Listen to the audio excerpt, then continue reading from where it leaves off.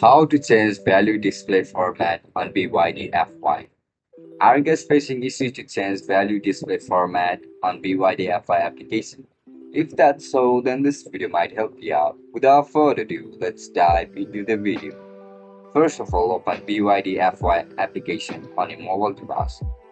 Once you open the app, now log in into your account with your registered email and password. As soon as you get logged in, now look at the bottom of your screen where you can see this option for more. Tap on it. After you click on more, you can see the setting icon. Click on this setting icon. You can see multiple options. You are looking to change value display format, right? Just simply tap on this option. After you click on it, you can see two options, standard and intended. Select the one according to your preference.